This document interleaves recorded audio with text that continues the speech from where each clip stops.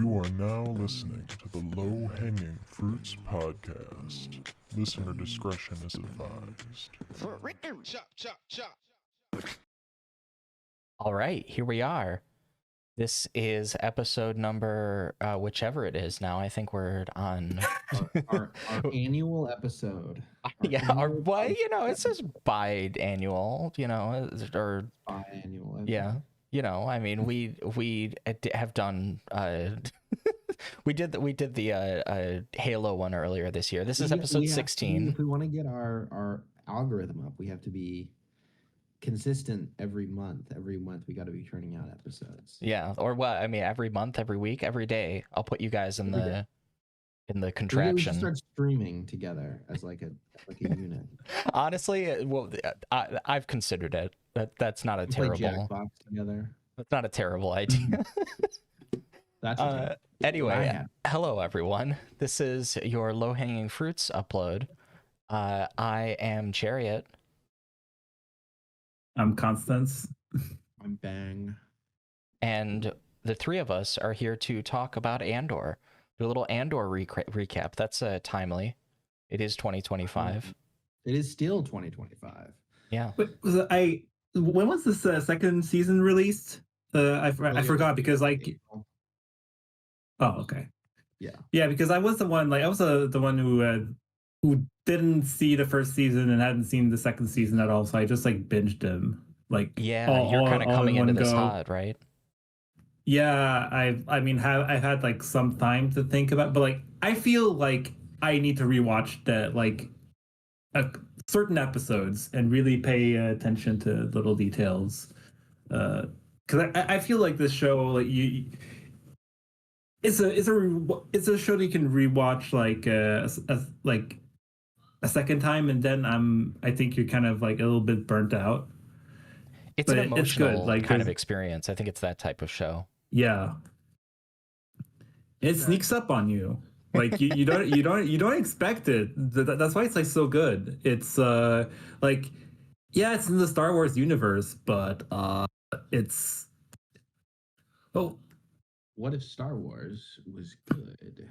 Yeah, what if Star Wars was made like it was really good quality, prestige TV? I don't know, a lot of prestige TV is actually quite bad. True. Yeah.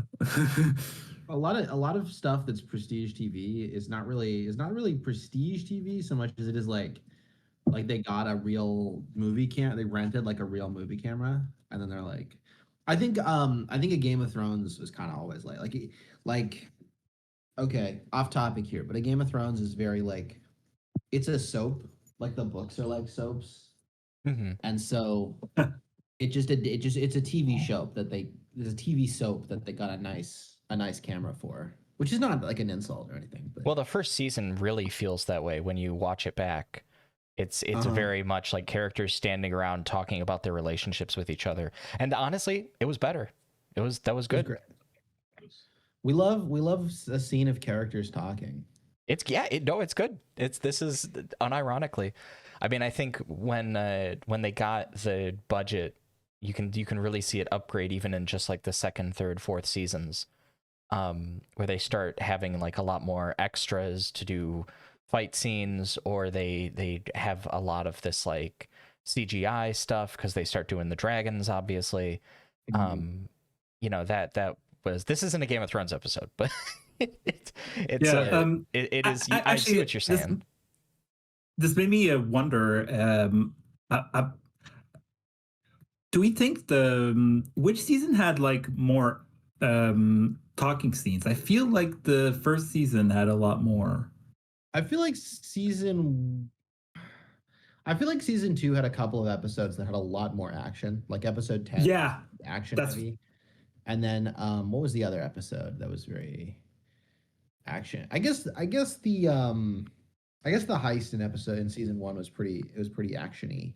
Yeah, I think that was the height of the action. I don't think the sort of the end of season 1 even matches up to how hype the heist thing was, because it's really well built up, just the angle of Luthen just bringing Andor the last second, like last minute, because otherwise he was going to cancel it all. And he's like, we know it's like a gamble. We don't know what's going to happen there. And I mean, we kind of expected to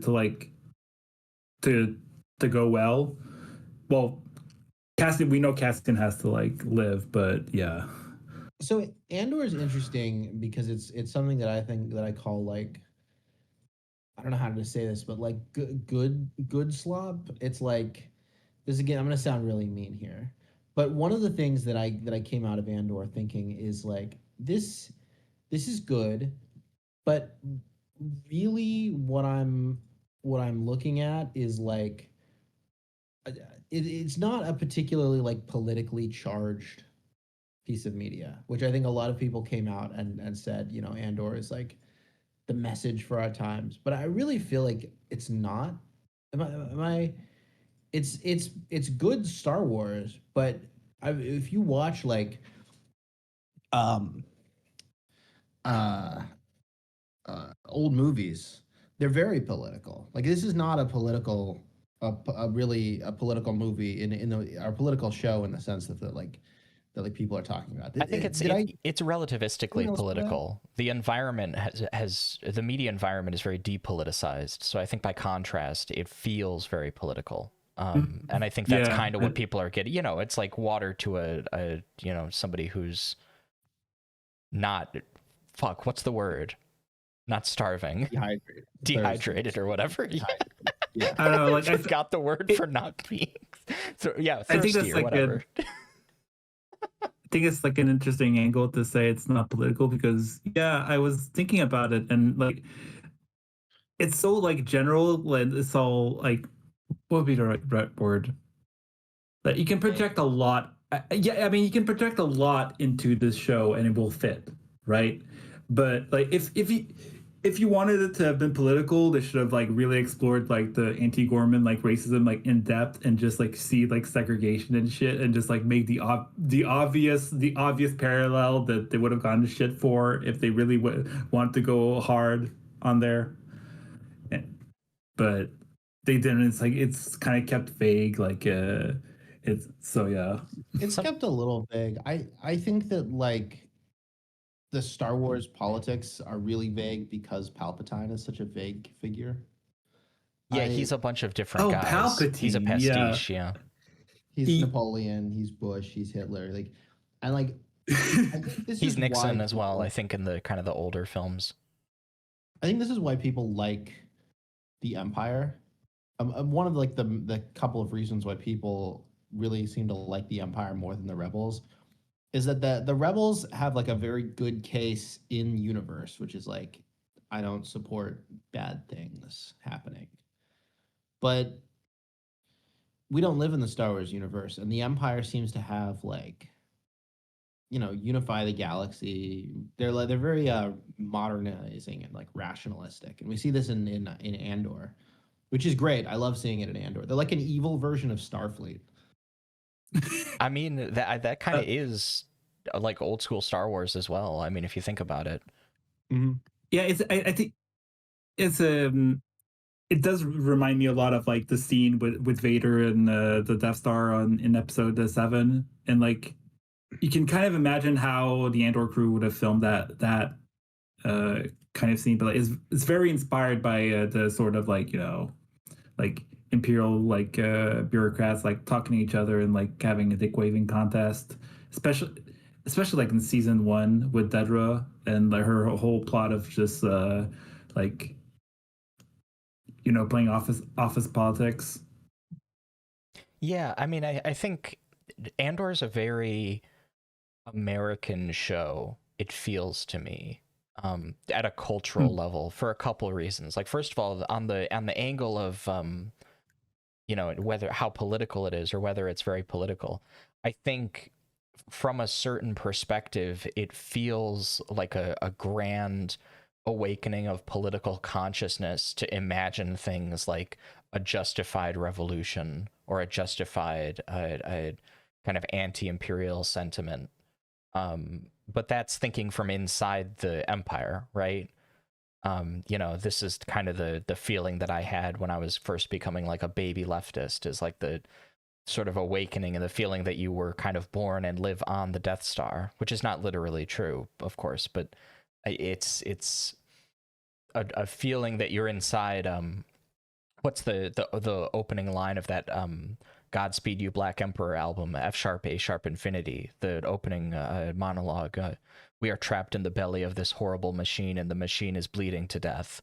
That sentiment, this awakening, this political awakening. And I think that at once I feel like it's obviously very understandable that that feeling is going to feel extremely political for somebody in that situation. And I don't think we can really sort of culturally escape that. I also think that, it should come, and this is one of the things I like about Andor, is like, going to what you said, Constance, with Cyril. This is a character who expresses a very specific kind of like self-loathing feeling, I think, for a certain type of person, if they identify with him. He's very pathetic. He's a loser, and his like, and he wants to do things. Yeah, he says it in his little speech. Like he's like the worst thing. I don't know how he says it exactly, but the worst thing you can do is like do nothing. It's an action. Like he needs to be doing things. Else he's gonna feel like he's. Cyril Karn reminds me of an anecdote from. I know I bring this up a lot because I think, Constance, you recommended it to me years ago, but that Milton Mayer book, They Thought They Were Free. There's a line. There's a pair of the Nazis that Milton Mayer interviews are like a father and son. And the father is like the really anti-Semitic one. Like he has strong memories of the Kaiser Reich. He's got this like make Germany great again thesis. He's Milton Mayer speculates he's the one who started the fire in the synagogue in Cronenberg. And then his son is also a party member, but he's not like an ideologue. He just wants a job. And he wants a job. He wants to move out of his parents' house and get married. And that is who Cyril is. He's that guy. And I think... And go ahead. He almost had it with Dedra. Yeah, I think him getting cold feet, because Cyril, like a lot of Star Wars characters, the reason why they work as metaphors is because, like Palpatine, they are pastiches of different figures and ideas.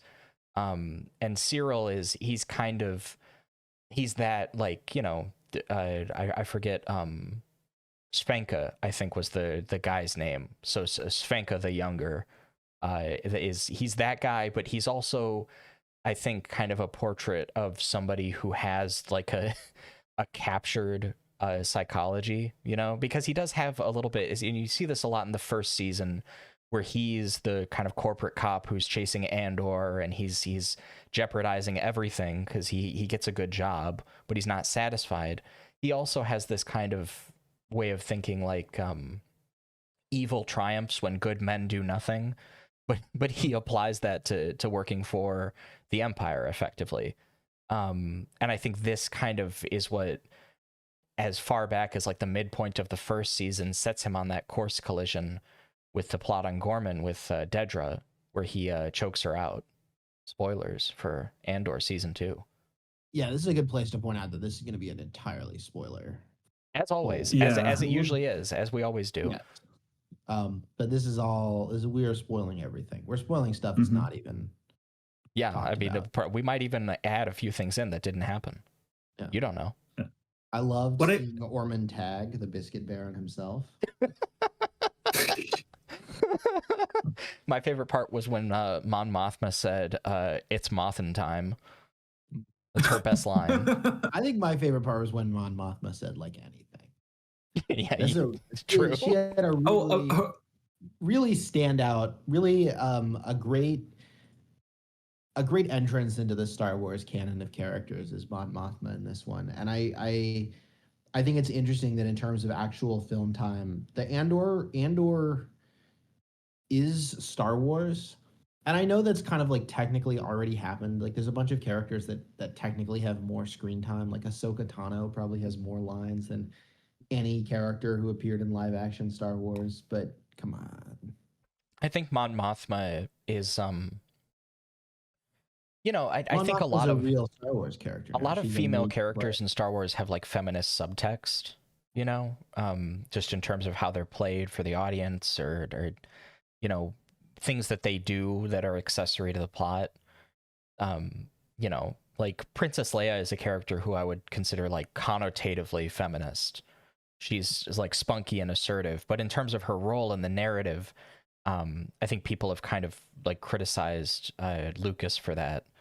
That this is not, you know, the original Star Wars trilogy is not really a story where women have a ton of like agency over the actual events, you know. I mean, even Well, when it's you know, on the raid on Endor, Leia is following Han there. Um, but I think that this is something that we've seen change over time, even within when Lucas set out to do the prequels. This is something he changed a lot, and I think a challenge has been the idea that we should have all of these new directors come in and make Star Wars films and Star Wars shows. And in my opinion, initially when they were doing that, they did not really succeed in making an overly woke, shall we say, a series of films and shows. There were a few moments here and there, but for the most part, these have not been series that gave, I think, the right amount of agency to female characters. And you know, even like you, Bang, you brought up Ahsoka Tano. This is a character who's very mixed in that regard. You know, on the one hand, like I think there are episodes of the Clone Wars which, while written for children, they are very much about like what she wants, what her ideas are, how she feels, and she drives the plot, and she's allowed to do that. And I think that becomes more true for her over time. But I think that Mon Mothma is politically a feminist character. I think that is something that we're seeing that's a little bit new, because feminism is not just when women are in charge of things. Feminism is not just when woman's strong. You know, this is kind of the what really stood out with Mothma was like her line of like saying, "I've learned like a lot from Palpatine." Like that really like that's I think that's like the exact line where I started to really pay attention to her character and also her like whole relationship with Luthen, and mm-hmm. that ends up like mattering a lot by the end of the second season. It's unfortunate that this show takes place in the broader context of Star Wars, which is that all of these characters basically, like the Rebel Alliance, basically loses at this point in the. And I know that technically, like the story at this point is never going to be over, and we have a million different like shows coming out, but like I don't think they're going to be going into the politics of the post uh, uh, episode 9 world in Star Wars Starfighter, if that even comes out, right? Mm. But I do think that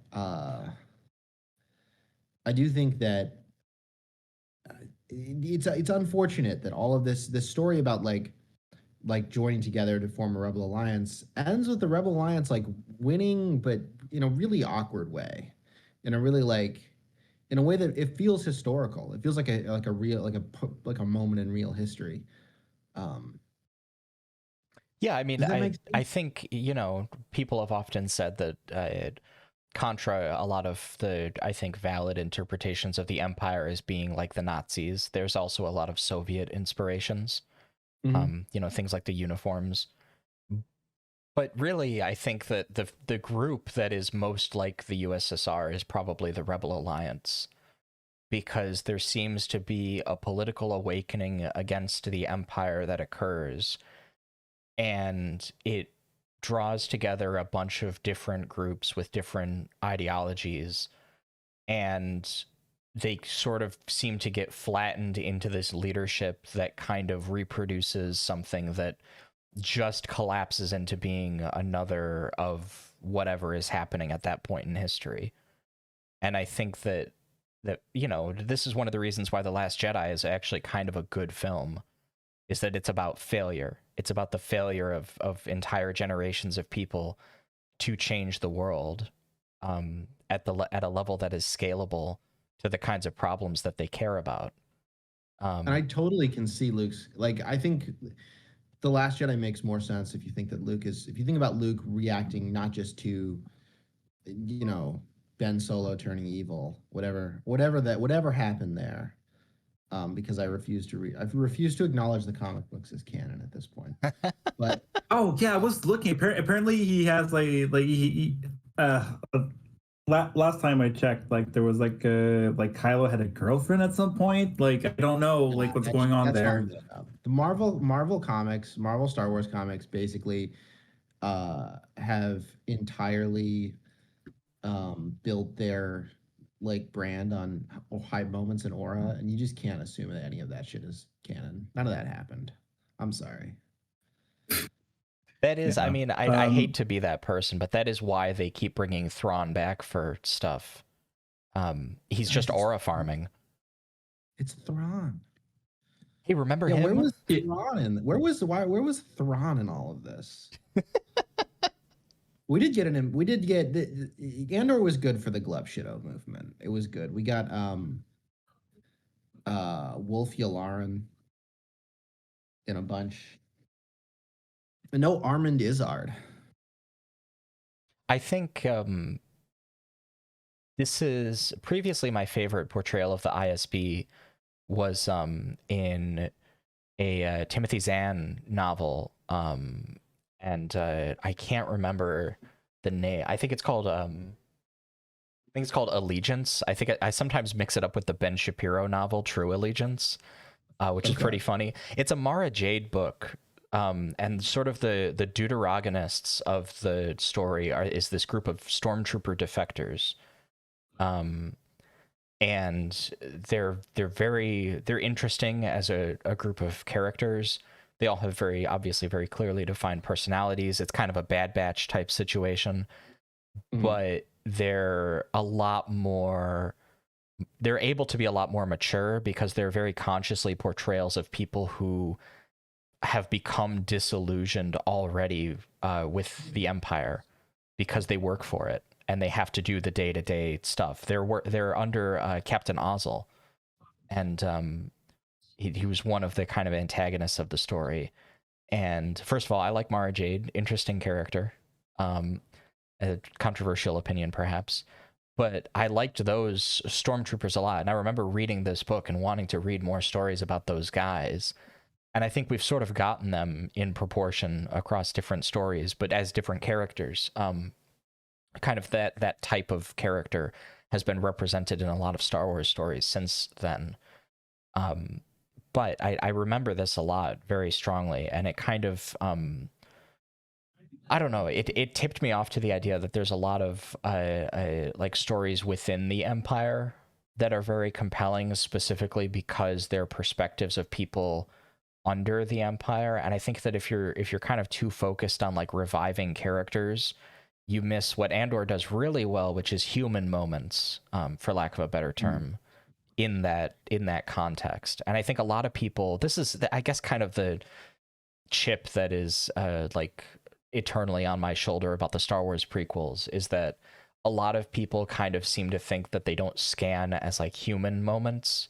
My thesis for Anakin Skywalker has been for quite some time that he's just very mentally ill.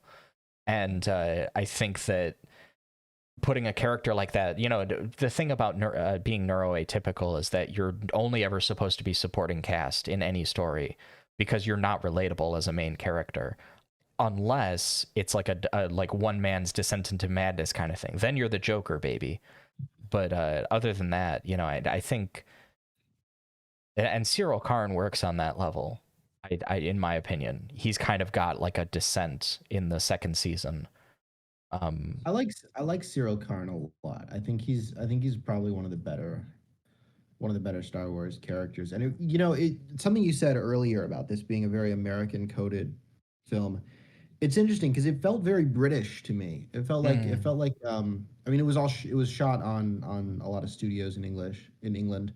There were a lot of English actors, but there was something very like British Empire about the Empire that I don't think has really come out before. There was something very like Um, the ISB tactical team, with they have this big guy with a big bushy mustache, and they're wearing the like the stormtrooper, like a modified version of the muscle stormtrooper costumes from the Rogue Squadron comic books. Like this is a very very glupshitoful show. They really went in and they really went into the Star Wars universe to like. It does. I mean, in that regard, I think what you're locating in like the British element of it. I think Lucas kind of had that vision for the original trilogy, and it comes through perhaps the strongest in A New Hope, within the scene with the Moffs, or maybe in some of the scenes with the different like captains in Empire Strikes Back. But I think they doubled down on that a lot here, which I think is good. I agree with the British thing, and I think shooting it in that area gives you the benefit of having like English like stage actors. Theater culture is, as in my experience, a little bit different in the UK. What was is the guy playing Partagas like a theater actor? Anton Lesser, yeah, I think so. Okay, that makes so much sense. A number of the figures in this film that they recruited from a lot of those places. Yeah, but like Partagas especially was very theatrical, and that made him like his initial scene where like he like asks around like for like what do we do at the ISB, and Dedra just repeats the textbook definition and he says that's correct and that is wrong, and then just goes into like how we're the ISB are healthcare providers and just all that. It's a great scene from a writing perspective because the techniques are so lazy. The meeting, it's such a great decision to do like a meeting hall, and then he just asks like what it's not a conversation that would ever happen in real life. It's an orientation thing, kind of, but like none of these people should have all been through like that doesn't matter. It's a great scene, but it's like a great like picture into like the artificiality of writing. Sometimes you're writing a scene that really has no purpose but to explain stuff to the audience, and if you could put good actors, you can sell it. Yeah, because the artificiality of like even the scene itself and like all the like ISB like the ISB uniforms have like the necks are purposefully like tied on, and just like everything about it, and especially like that whole like that hall, like the ISB like meeting hall, it's such a reoccurring place that we go back to again and again as we see like Dedra's whole arc develop initially, but also like works really well because that's where like Partagas has to like off himself by the end, and where which is again a great scene. Oh yeah, because like he's there and he's like listening to like the manifesto from the that's such a good transition. Like Nemec's manifesto. Yeah. I think it's funny to think about what he was probably thinking about like in universe, because in the universe of Star Wars, the Rebel Alliance at this point is like the context in which he's viewing the Rebel Alliance is like as a successor to the Separatists, basically, like another threat to the continued like Empire/Republic like galactic order. And it's pretty funny because like these concepts shouldn't really have any meaning to anybody in this universe, because like nowhere we see in Star Wars is there like a democracy. It's a very aristocratic universe. I find the constant references to freedom is like the old Republic was not a democracy. It was a little more. There was like constitutional protections for getting randomly genocided, like that. There was like so you weren't going to get hauled out into the streets, but it's not by any means a nice place to live. Well, I mean, yeah, it's Star Wars is definitely more. I think it has more optimism than like a Warhammer 40K, but I think that there's it Star Wars is sort of like, what if you pitched Star Trek, but you started with like Deep Space Nine, you know, like, and that was the tenor of the whole thing, and then maybe you inserted a lot of like, you know, triumphant moments after that. But I think that you know, there's a you know, a lot of people might chafe at that because Lucas is very different. And Star Wars is very different from Star Trek. These are all very different things from each other. But I just mean in that kind of political way. This, what you're saying, it takes me back to the Phantom Menace. You know, the Soyo Bibble or Co Bibble or whatever the guy's name is. You know, we're a democracy. The people have decided. It's like a constitutional monarchy, right? Like they're electing and putting up for re-election these like queens. You know, it's a little vague, but part of the way the Naboo system works is that it's a very like in the Plagueis book they go into it. It's a very like an aristocratic, like a sort of Italian signoria, aristocratic republic type thing with a crowned, but a crowned monarch who doesn't really mean anything, and there's a lot of like backstabbing that the kids don't necessarily see.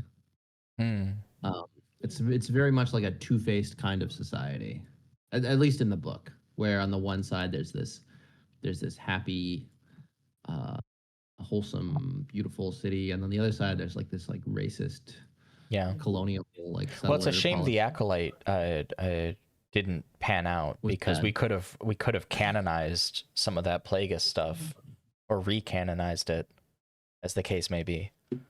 I think Andor really shows just how much like space Disney Star Wars has wasted. Oh, I mean, yeah. How much about the Star Wars universe they've just like decided they don't care about. Like Gilad Pellaeon has been bopping around for 10 years doing nothing. And you can tell an incredible story with like 2 appearances of you know, fucking Wolf Yularen. Like, yeah, it's really frustrating to me what has happened with like Ahsoka and the Mandalorian, where the Mandalorian the Mandalorian's plot I stopped watching it. Like, at no point I cared about any part of like getting to the point with their plot, which is a problem. Like that's not how you should want your movie to go. You should want your show to go somewhere. And it felt like it just loved wasting everybody's time. Ahsoka, a million times worse. Ahsoka doesn't even seem to like. At least the Mandalorian cares about what the Mandalorian is doing. Ahsoka doesn't seem to care about what any of its characters are doing. Well, I have to. That's grim. Ahsoka really just feels like it's like kind of a canned prologue to the Dave Filoni Thrawn movie, which is never going to happen. So yeah, I have no idea. Yeah, Disney, it's really crazy.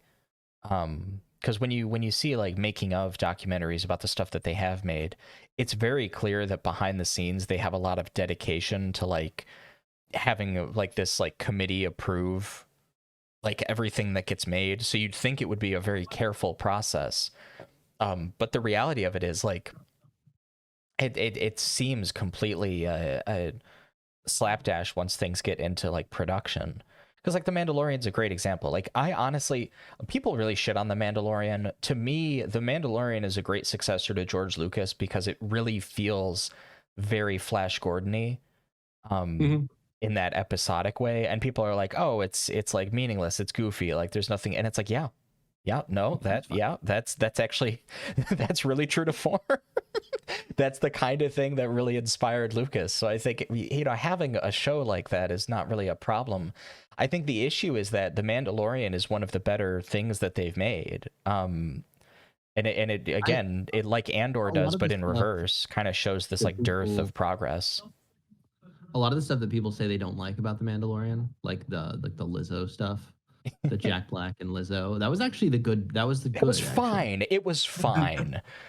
I was happy to see it. I think it was it reminded me very much of like the old Star Wars comics. Like it's great to know that the people who are making Star Wars now are people who love the old Star Wars comics, probably more than any other probably any more than any other like single consistent influence on Star Wars in the modern era. It's like the 1970s Marvel Star Wars.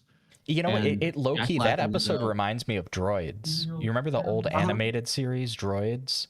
Yeah. That's what that episode is. It's a Droids Basically. homage, which is crazy. Which is awesome.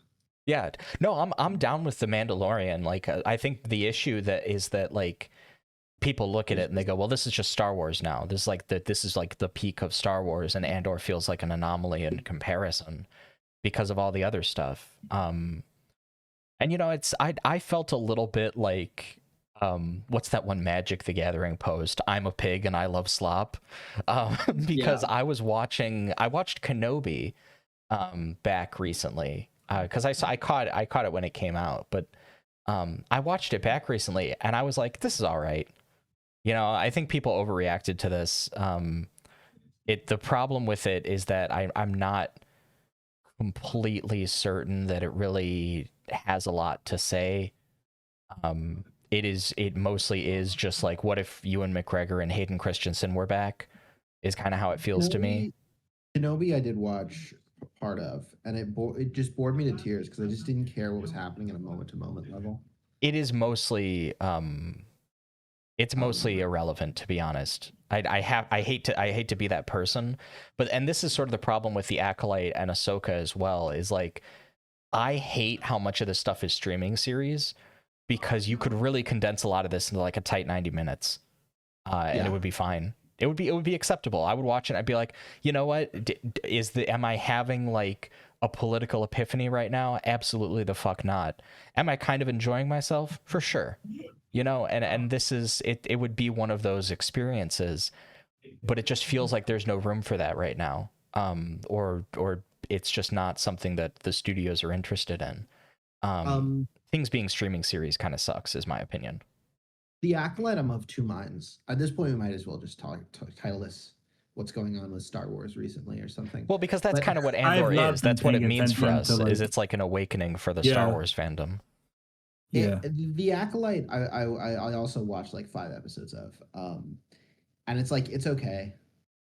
I see why people who like The Acolyte really like it, but there's so much just empty space. Like, yes, absolutely, 100%. My biggest critique of that there's show. There's no empty space in Andor. I feel like everything that I was like watching like had a purpose. Well, this is the prestige TV comparison again. Big characters talking, characters standing around talking, right? Yeah, and it's like the way they pace it, I feel like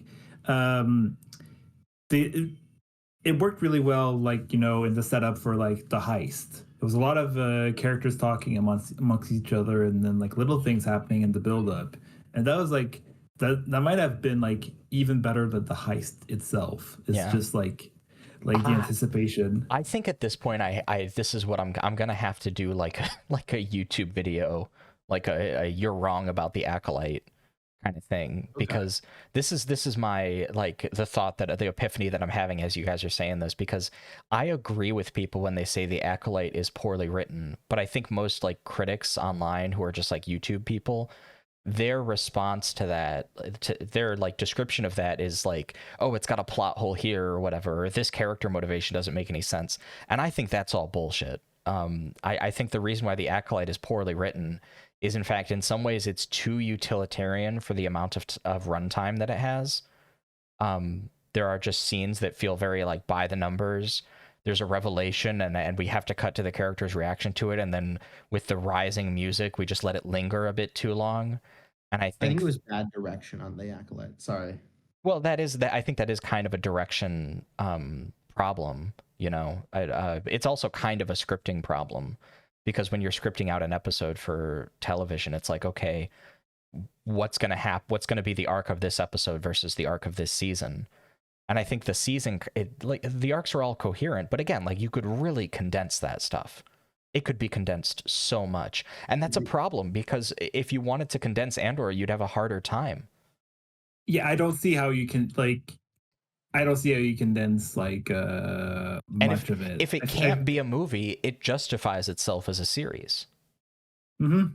Yeah, I don't think like you can make like the Narkina 5 arc and then what comes after work in the same movie. I feel like the whiplash, like I feel like you do a movie just using the Narkina 5 like setup, but I don't think you could like, Andor uses its space really efficiently in a way that like just to draw a comparison with the Acolytes opening episode. We get this whole sequence with Carrie-Anne Moss as a Jedi fighting, and I can tell that this was like, for the people making this was awesome because Carrie-Anne Moss is of course like a legend, and the action is decent, is fine. But it's too much like, oh, now we're doing a samurai movie, because the whole setup is extremely Japanese, like samurai movie inspired, and it's a little one note. And Carrie-Anne Moss doesn't have anything to like do. Not all of her action scenes like make sense, and we don't really like, she dies immediately. So like, how important is this for us to like to know about as an audience? And just on a moment to moment basis, like on a beat for beat level, the direction isn't carrying these ideas that are in the script that really, like, a second draft really should have just like cut them. Like, a lot of these action scenes could have like, you don't have to have a sword fight. You can just poison her. Like, you don't have to have this like involved setup. You can just bonk her on the head. Like, it doesn't. I mean, the funny thing is, like, if you wanted to have action sequences like that, you'd put them in the scene where they kill the witches. That's probably where they go. Yeah, no, you're right. I mean, what that should have been is it should have been like a Hateful Eight scene, right? Where I can't remember. And then just like one shot under the table. Yeah. Han kills Greedo. It would be a thing like that, which is interesting and compelling because the Jedi can sense the future. Yeah. And that, like, the idea, like, I'm a normal person who's killing Jedi is like an interesting idea. So interesting to the point that some of the fandom's favorite characters, Jango Fett, Cad Bane, Dirge, characters who are like, they're Jedi killers. Grievous, everybody always talks about, oh, Grievous used to be really interesting and really cool in kind of when he was first introduced to the canon, and then he became kind of like for the Clone Wars purposes, kind of a Dick Dastardly, like, mustache twirling villain, which does kind of fit who he is, but also like the lore for Grievous is like, he is a warlord, he's a murderer. Like he can kill very simple. Like, would he gloat that much, or would he just kill and then like gloat with the skull in his hand, because that's more of a symbol of power that somebody like him would care about. It's just, I think it's a Dave Filoni problem, because like it's low-key. This is a Dave Filoni problem because Dave Filoni wants to write a fight scene with where the characters show up and fight the bad guy, because he likes to, it's cool. It's and I've watched some of the behind the scenes, and he'll go, this is also a George Lucas problem, where they're like, oh, he's gonna jump on this, he's gonna cut this, and he's really strong, so he can throw this. And like, from the Star Wars is not made by writers, and you can tell a Star Wars is not made by writers because a writer like any of the Andor crew, right? Mm-hmm. Tony Gilroy or any of the rest would have just said cut that, and they did for Andor, and that's what makes it work, is that all the crap is cut out. I think it's, I'm down with like the whole let's have a triumphant like fight scene kind of thing. I do think it if we're being honest, it works better for like a 2-hour movie to have like a like a Duel of the Fates kind of moment at the end, because the kind of like visual auditory experience is narrative catharsis, but at an aesthetic level. And I think, speaking of which, like you mentioning, like, I think the most intense fight scene in Andor is not flashy at all, but it's so like impactful because it feels kind of like it's that scene, the I mean, I don't know if you can say that on YouTube, but the R word scene, not the Dr. Gorst one, but like when Bix is resisting the Imperial, like, oh my God. no, like that, yeah, like, I thought you meant a different about, like, R word. I was like, wait a minute, hang on. No, but like the struggle and just like that fight is more brutal than like anything you could really do with a lightsaber. I feel like it's the impacts and just like watching like someone just like basically like have their brain kind of shut down from trauma. Well, this is the thing that I think makes people more aware about Andor, because maybe if you're like an alt-right shithead you wouldn't recognize this fact, but I think most other people would. Aesthetics are not emotions, aesthetics are not politics. So like the lightsaber duels can be very aesthetic in some regards. It's like, oh, look at the lights and they're spinning and look at the colors. And this is the thing I like about the prequels, is they lean into the aesthetic elements of the duels, which I always felt like, if you're gonna have a sword duel, like they don't have to be long, but like think about the end of Sanjuro, where Toshiro Mifune's character cuts down the other guy, and it's like the big classic like spray of blood, and it's like this really quick blur of motion. That's aesthetic.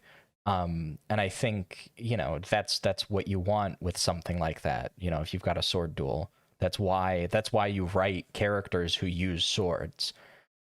Is for aesthetic purposes. And I feel like,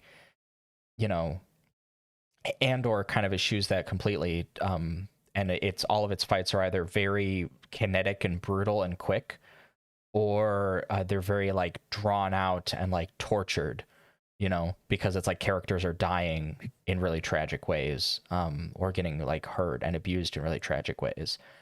And that's narrative. This is something that kind of goes on in Star Wars for a long time. It kind of ended with Attack of the Clones. Like if you watch the battle scenes in Phantom Menace, they're really artfully shot. The Phantom Menace was made basically before the Lord of the Rings, which totally changed how battle scenes were created. And so it still has that kind of classic old Hollywood feel, even the ones that are totally CGI, of like a bunch of actors in a field somewhere. Yeah. Also, you have to remember the Matrix as well, because the third the Matrix films got more CGI over time, and the third Matrix film has that final sequence of the CGI fight with the rain and all the Agent Smiths. Yeah, and so. But back in, the original Star Wars, except for Return of the Jedi, which is bad, which is a bad movie. That is not true. That's untrue. Great Luke Skywalker film. Lazy. Anyway, the after Return of the Jedi, or before Return of the Jedi, all the Star Wars war scenes are very realistically done. They're created very very well. Both of them, yeah. Yeah, both of them. The two of them. I mean, the fight on the Tantive 4 in the opening of. I guess if we're counting skirmishes, I think the thing about the Battle of Endor is it feels a lot more like the Death Star raid. And physical.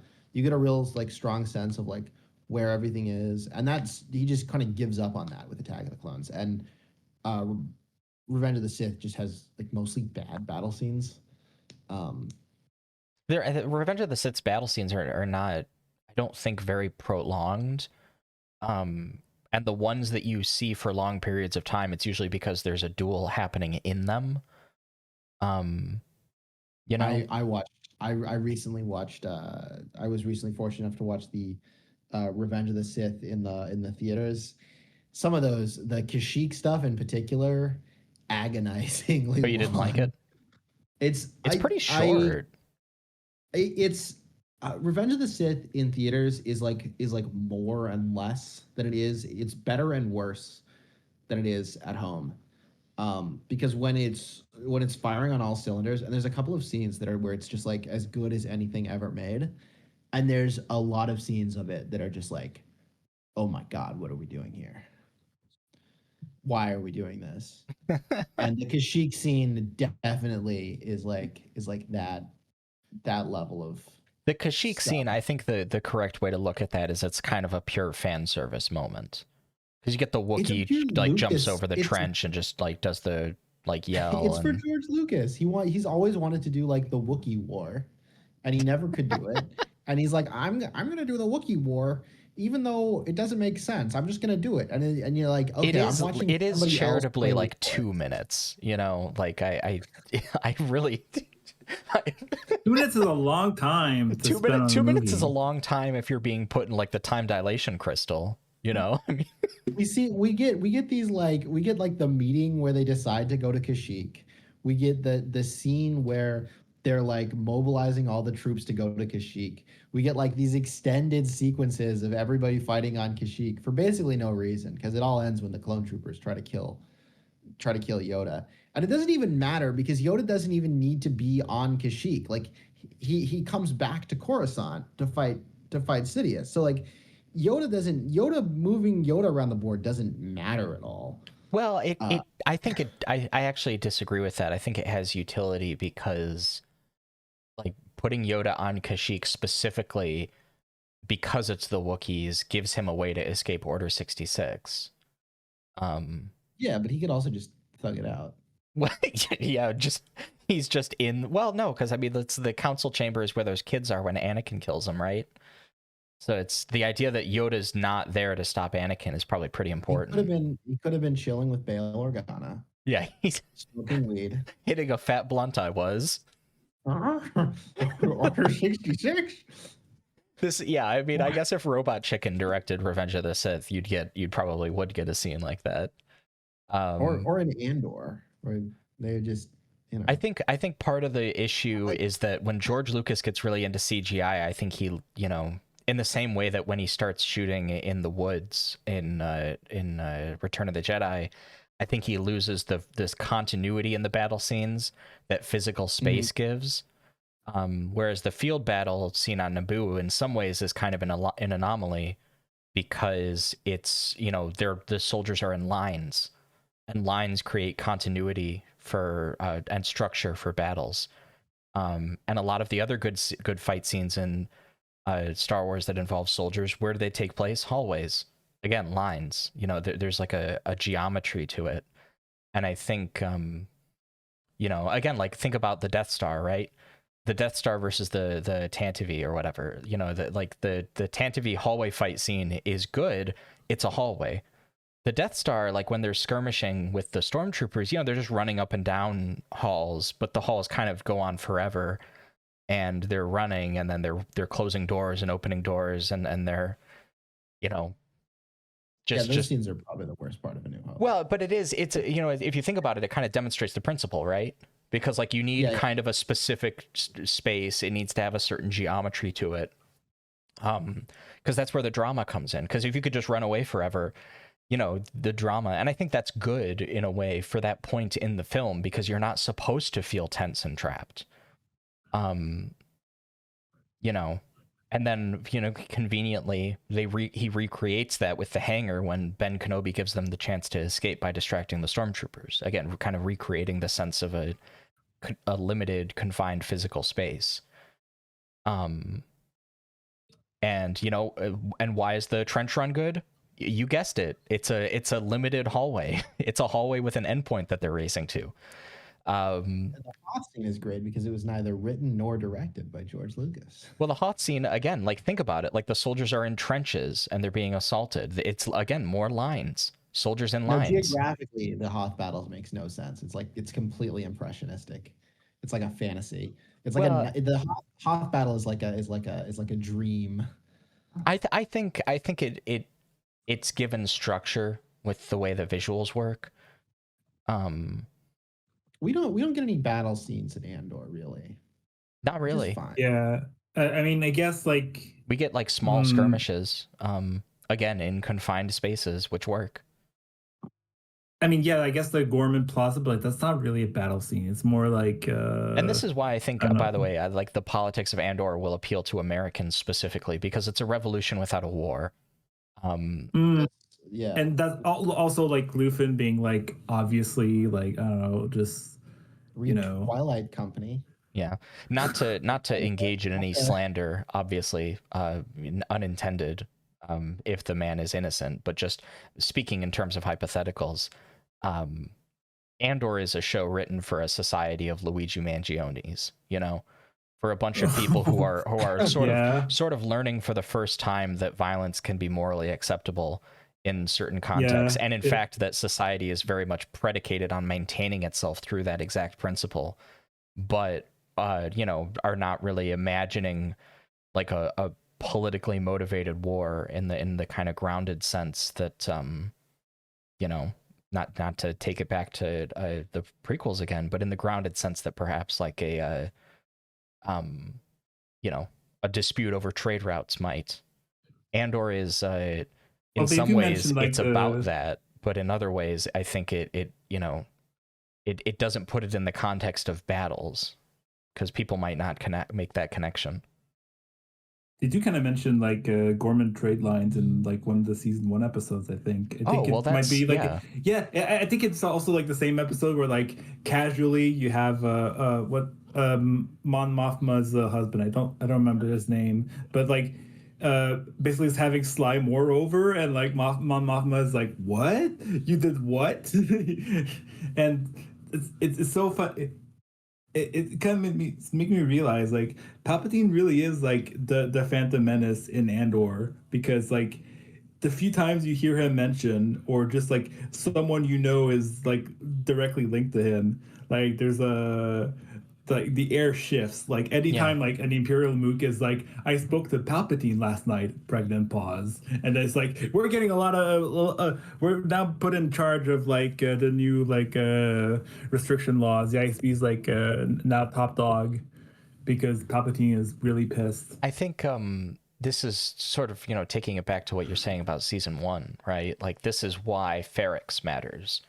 Because Ferrix has a lot of setup. Like it is the final like battle scene, but like it's because we stick a lot around Ferrix. Even during the Narkina 5 like arc, like there's still people there, and we go back to it.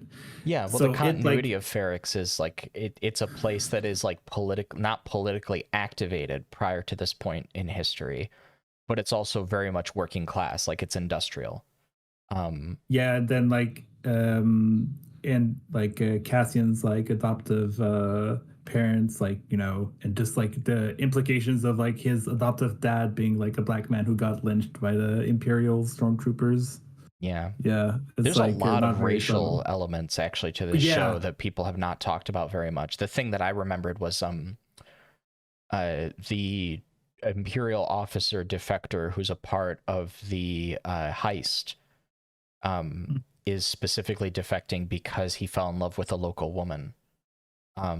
So there's clearly like some like, you know, in other terms, kind of like racial politics there. You know, that's it. The fact that every character has a story like that, it kind of feels much more grounded, you know. When this is like the one where it's like, of course it's good writing that this happens, but it made me so sad rewatching it. When Nemec dies and he's crushed by the cart with the credits, his like chest is like caved in. I was like, you kill the Marxist by crushing him with money. That's insane. That's, to me, I was like, this character, given what he's explicitly stated to believe and how he sees the world, the fact that that's his death is, and as they're getting away too, you know. It's but like it's very real in that way. It's the sort of like the rebellion, if you think about it. Say that again. It's the innocence of the rebellion, if you think about it. Yeah, I mean, I guess in that regard, I think like, you know, like Cassian's sort of death of innocence comes from Nemec's death. Not because he sees Nemec die, he's seen death before, but because he has left that manifesto. And it's only really by listening to it at the end of that season that he develops some sense of consciousness, you know, and he has to be prepared for it by how he suffers in the prison, which, by the way, favorite character other than I think like Nemec and obviously some other standout like main cast, favorite character for me is Kino Loy. That's just a personal point. I think that the coolest like character moment in the first season is when they finally make it out of the prison and they reach the point where the prisoners are jumping into the ocean and Kino Loy stops and he says, I can't swim. That killed me. Oh yeah, because that makes you think about like his whole speech and like you know, it like puts it in such a different light because well, of course he knows he's not getting out, but that's why he's telling everybody else to do so. Well, the thing is, like, he's running with them up until that point, but it kind of shows he didn't think he'd get that far, which also implies that like everything he did up until that point was for somebody else, you know, thinking about the people who he had seen die and all the people who wouldn't make it otherwise. That's crazy. Yeah. No, I hope that character is like sunbathing on a beach somewhere. He deserves it.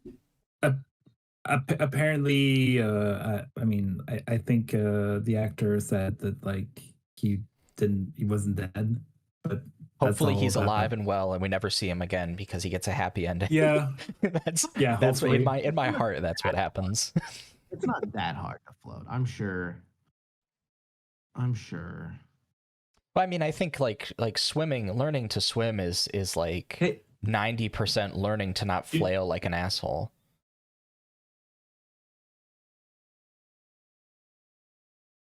Yeah. So if you can't swim, it's probably because you panic when you get in the water. Yeah, go ahead, Constance. Yeah. Like it was so great at the end of season 2 when like you see Dedra like is like in there. It's like, oh, you don't have to say anything. You just see her in the jumper in like a little cabin, and it's like, yeah. It's I'm not sure what to think about an aspect of Dedra.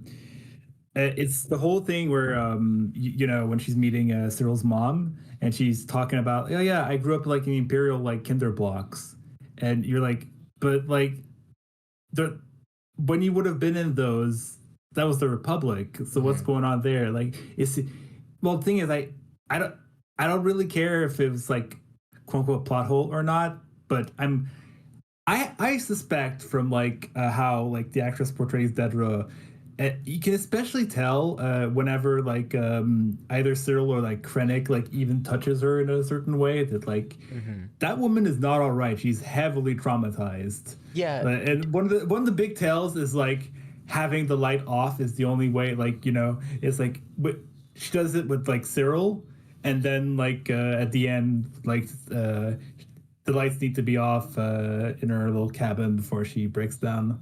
Yeah. And I kind of like wonder like what's yeah. I think Dedra's might be my favorite performance. You know, there's a lot of great actors in this show. I think that's one of the things that really brings it home is how well executed a lot of it is. And I think, you know, her actress is really, really good. And the thing that really got in my head about the Kinderblock thing is I realized that it's kind of a little bit of like an Orwellian newspeak kind of deal, where Denise Go, I think is her name. Yeah, Denise Goff. I don't know. Yeah, Go. Yeah, et cetera, et cetera. I don't know. But she's really good. Genevieve O'Reilly is the actress for Mon Mothma, also very good. Stellan Skarsgård, you know, Kyle Solar. Now I'm just reading names. Yeah, we're listing people. Well, no, these are the names of the people who did these performances that we've been talking about. Solar is Cyril. Skarsgård is Luthen. We brought him up. Everybody knows the man himself, Diego Luna, who is a gift to Star Wars, and it makes me really love that he was cast in Rogue One, because he has crushed it. Yeah. But I think the thing that's really cool about Dedra's character in that Kinderblock scene is because realistically, when she was there, it would have been a Republic Kinderblock. But she's got this like Orwellian newspeak thing going on where like once the Empire takes over, now it's an Imperial Kinder block, and it always has been. So And I have a theory about that. Mm-hmm. No, but finish. No, that's kind of my point. Go ahead. I want to hear. Now I want to hear the theory. So my theory is that it's kind of like the Roman Empire, where the Roman like notion of imperium empire is like a civil title. Yeah, emperor is a civil title, not a monarchical title. It's a not a representation of divine right. It's a representation of civilly granted power. So it's possible that there isn't a strong divide for people living in the empire and the republic. Like there isn't like a notion that there are different societies in a way that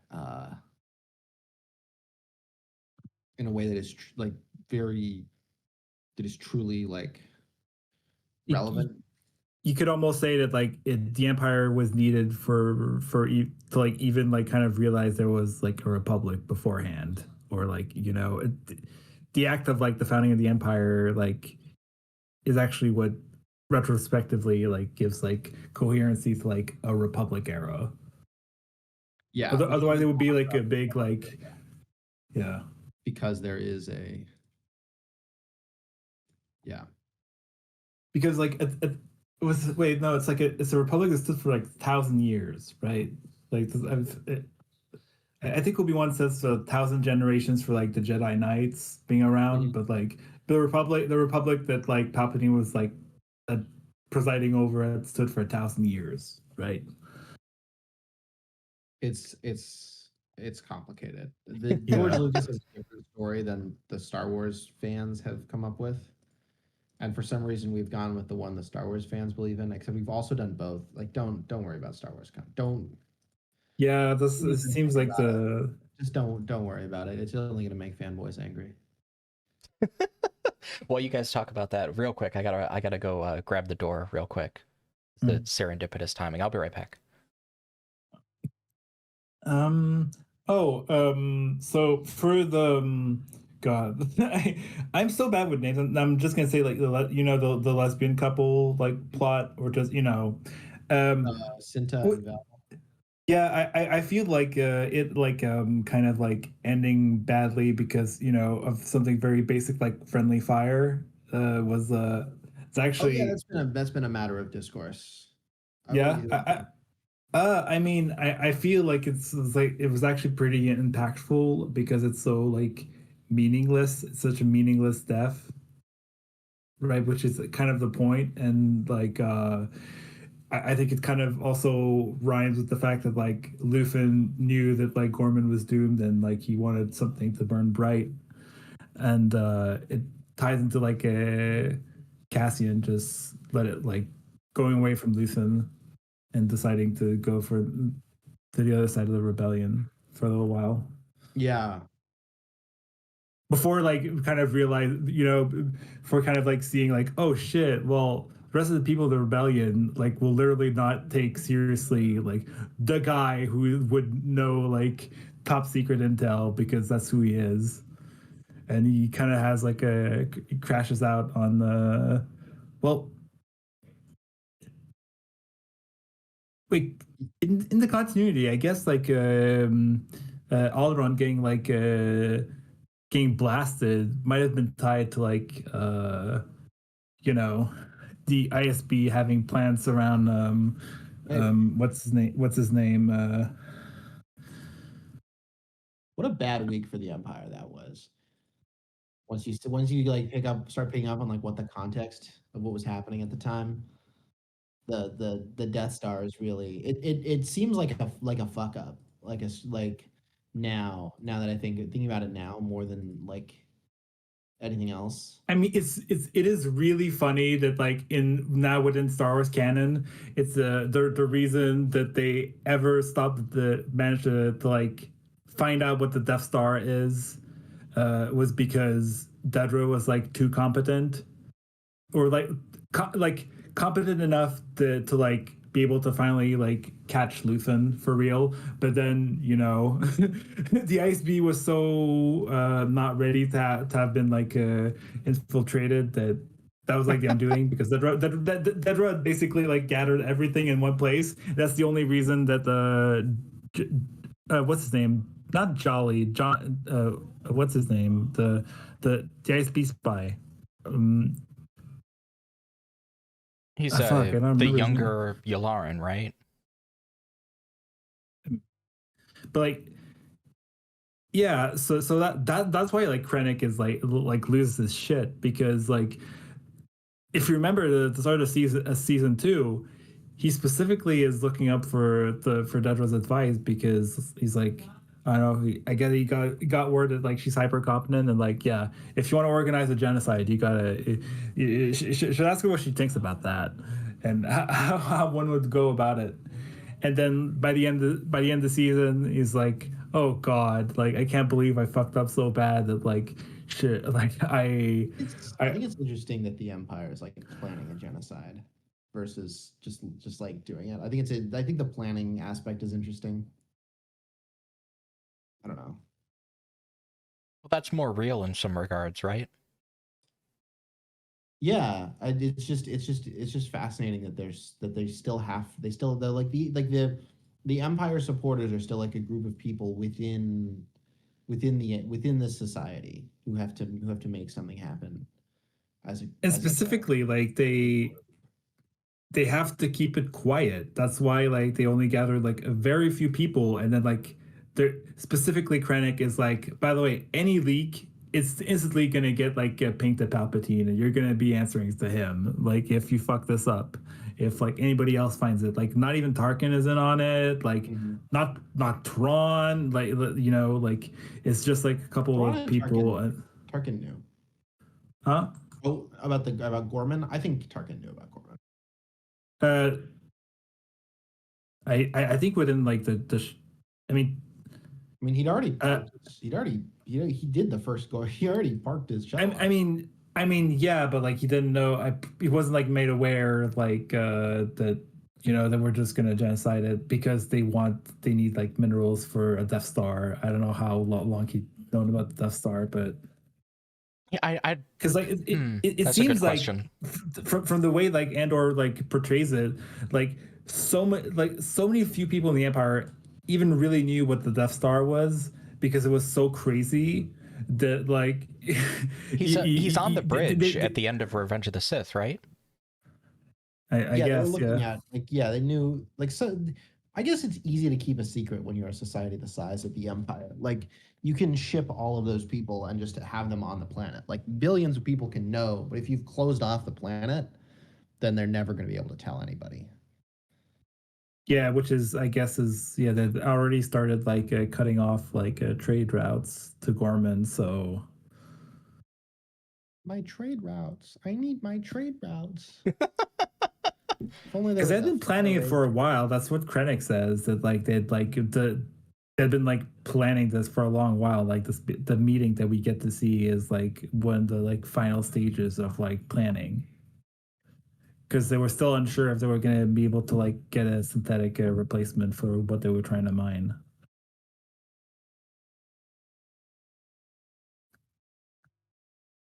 I need my calcite. It is a little bit of like an unobtainium kind of moment, which I think that new Avatar comes out next month. Actually, very timely. Oh, yeah, very timely. Do we have any more thoughts about Andor? I think we may have gone to the well and come back with a bucket full of water. What are we thinking here? I think something that we can kind of get from the first season a lot, that they then kind of set down to pick back up in the second season. You get this from, all the characters dying in the heist and the characters dying in the prison break, Kino Aloy's scene at the end, the characters who die in the riot at the end of the first season, and then some of the characters who survive Ferrex also dying. And then the scene with Bix at the end with the child, who, I think we're given to understand, is Cassian's. in that context, the way that I kind of read the end of that show is, and this is one of the very humanizing things that I like about it a lot, is this idea that what we're really seeing is a group of people who are kind of trapped in their moment in history, you know, kind of going back to what we talked about earlier. They are sort of fixed in time. They're fighting against something, and they've given up everything about their personal lives, per that one Luthen speech. Yeah. And yet, you know, this is because like their kind of revolutionary potential kind of outlives their human lifespans. It's bigger than any of them. And I think there's kind of a sort of like bittersweet tragedy kind of occurring there. Bigger than the First Order. Well, I mean, yeah, like I feel like this movie, or not this movie, like the series, like it makes Starkiller Base just like almost like that like much funny. It's so like, yeah, it's like what the fuck had to happen for them to have even been able to like build that. Well, like, forget Starkiller Base. Think about all those Exegol Star Destroyers, right? They've got a whole army there. I mean, apparently they were like building those during the Empire. Like Palpatine was already working on that. Like, what the fuck? Yeah, I don't know. Anyway, I think I don't know is a good sum up for the rest of the Star Wars universe at this point. Yuuzhan Vong War confirmed. They gotta bring the Vong in. They gotta bring the Vong in and not as a war. I just want to see those guys hanging out with my friend Luke Skywalker. I want to see. I feel like old Mark Hamill looks like the kind of guy now who would be chilling with the Yuuzhan Vong. That would be good. He was in The Long Walk. He's very, very evil now. He does a lot of bad guys. Yeah. He's the Joker, baby. He's the Joker. Anyway. I liked Andor. That's my conclusion here. I think it's the best Star Wars show. It's competing with The Mandalorian for that title. So, you know, kind of a shoe-in. And it feels quite like it's very self-contained. I feel like, okay, it's like in the Star Wars universe, and you're gonna get like more out of it if you know like what's going on there, like but I'm pretty sure you could just watch this without knowing much about Star Wars, and it'd still be good. Like you don't need really to know. You don't really need to know.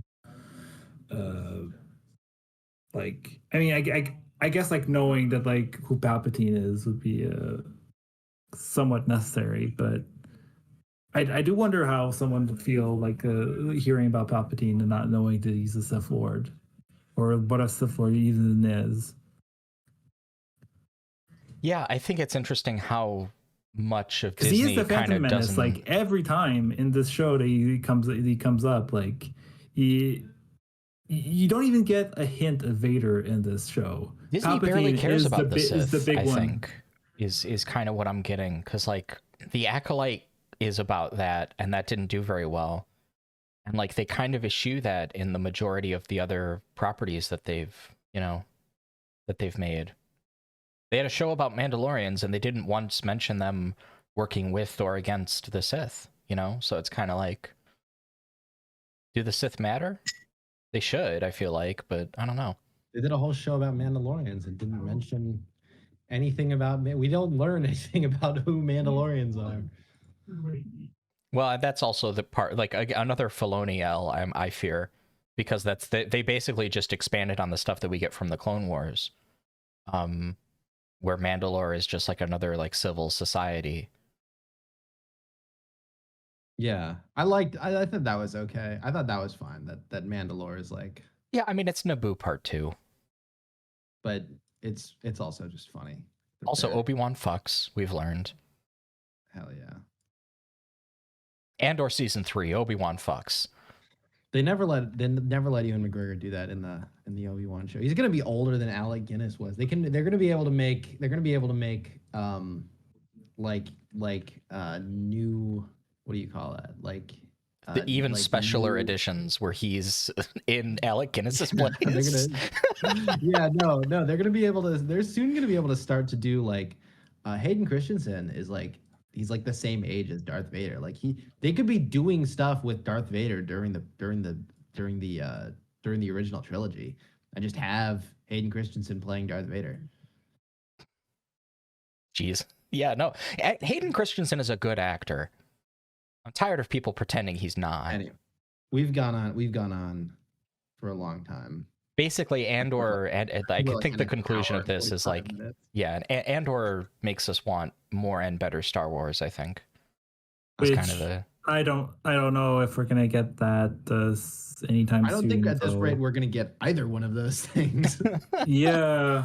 Well, I mean, like, it's just, I'm sorry, before we go, I just have to say about that, because you mentioned that earlier, and I think that, like, yeah, Disney has fallen down on they just sit on these fucking IPs. These companies just sit on them, and they do fuck all with them, and it's crazy. Bob Iger can't come unless he cancels a Star Wars movie.